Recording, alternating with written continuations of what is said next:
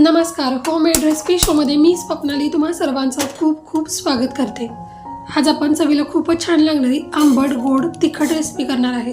ही recipe बनवायला खूप सोपी आहे, चवीलाही अप्रतिम लागते, त्यामुळे व्हिडिओ संपूर्ण पहा। व्हिडिओ आवडला तर व्हिडिओला लाईक करा, शेअर करा आणि चॅनलला सबस्क्राइब करा आणि सोबत दिलेल्या बेल आयकॉनला प्रेस करा। चला तर मग रेसिपीला सुरुवात करूयात। गॅसवरती पातेल्यात 1 कप पाणी गरम करून घेतलंय। पाणी गरम झाले की यामध्ये थोडे चिंचा घालून घ्यायच्या। आपल्याला चिंचेचा कोळ तयार करून घ्यायचा आहे। गरम पाण्यामध्ये चिंचा घातल्यामुळे याचा जो गर आहे तो पाण्यामध्ये पटकन विरघळला जातो आणि चिंचेचा कोळ आपल्याला लगेच मिळतो। आता पातेलं उतरून बाजूला ठेवून दिलेलं आहे। आता गॅसवरती कढई गरम ठेवायची। यामध्ये 3 मोठे आकाराचे टोमॅटो उभ्या आकारामध्ये कट करून घेतले, ते कढईमध्ये घालून घ्यायचे आणि यामध्ये 2 कप पाणी घालून घ्यायचे। यावरती झाकण ठेवायचं आणि गॅस मोठाच ठेवायचा, म्हणजे पटकन हे टोमॅटो शिजला जाईल। आता आपण तोपर्यंत लसूण सोलून घेतलेला आहे।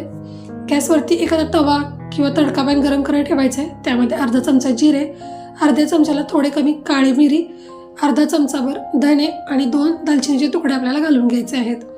गॅस लहानच ठेवलाय। चांगला सुगंध येईपर्यंत आपल्याला हे मसाले भाजून घ्यायचे आहेत। तुम्ही पाहू शकता छान असा मसाला भाजला गेलेला आहे आणि यातून सुगंध खूप छान यायला सुरुवात झाली आहे। लगेच आपण गॅस बंद करायचा। मिक्सरचं भांडं घेतलेलं आहे, त्यामध्ये हे मसाले घालून घ्यायचे।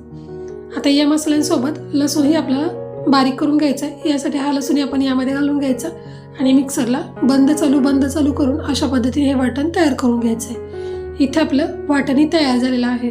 आता आपण पाहूयात टोमॅटो शिजलेत का। तुम्ही पाहू शकता टोमॅटो चांगले मऊ झालेले दिसत आहेत। टोमॅटोची साल ही वेगळी झालेली आहे, म्हणजे टोमॅटो चांगलं शिजला गेलेला आहे। लगेच गॅस बंद करायचा आणि या शिजलेल्या टोमॅटोच्या साली आपल्याला बाजूला काढून घ्यायच्या आहेत। जर टोमॅटो छान शिजला असेल तर याची साल पटकन वेगळी होते। आता मॅशर घ्यायचं आहे आणि त्याने आपल्याला हे टोमॅटो याच पाण्यामध्ये एकसारखं मॅश करून घ्यायचं आहे। पाणी गरम असल्यामुळे आणि टोमॅटो ही गरम असल्यामुळे हे लगेच मॅश होऊन जातं।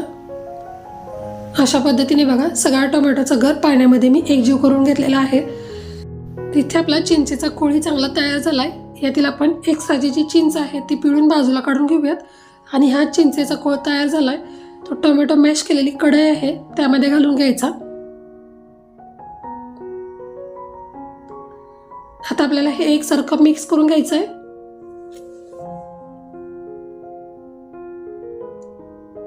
आता यामध्ये लाल तिखट घालून घेऊयात। तिखट तुम्ही तुमच्या आवडीवरती कमी जास्त केलं तरीही चालेल। मी अर्धा चमचा रेड चिली पावडर घातलेली आहे। आता यामध्ये चवीनुसार मीठही घालून घेऊयात। हा कोळ मी यामध्ये घालत असताना कढईचा गॅस चालूच होता। आता आपण ही कढई दुसऱ्या शेगडीवरती ठेवून देऊयात। आता गॅसवरती तडका पॅन गरम करायला ठेवलेला आहे। यामध्ये 2 चमचे खाण्याचे तेल घालून घ्यायचे। तेल तुम्ही कोणतेही वापरा। तेल गरम झाले की अर्धा चमचा मोहरी घालून घ्यायची। मोहरी चांगली तेलामध्ये तडतडली गेली पाहिजे। आता यामध्ये 1 छोटा चमचा जिरे घालून घेऊयात।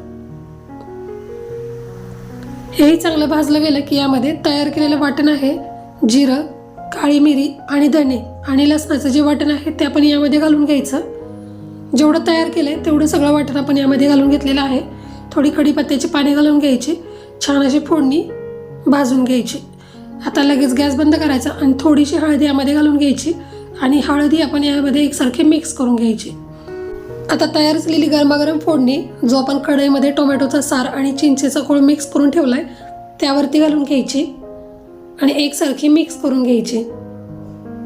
आता या स्टेजला यामध्ये अजून पाणी घालायचं असेल तर घालून घ्यायचं। मी मिक्सरच्या भांड्यामध्ये जो शिल्लक मसाला आहे त्यामध्येच पाणी घालून तो मसाला सहित पाणी यामध्ये घालून घेतलेला आहे।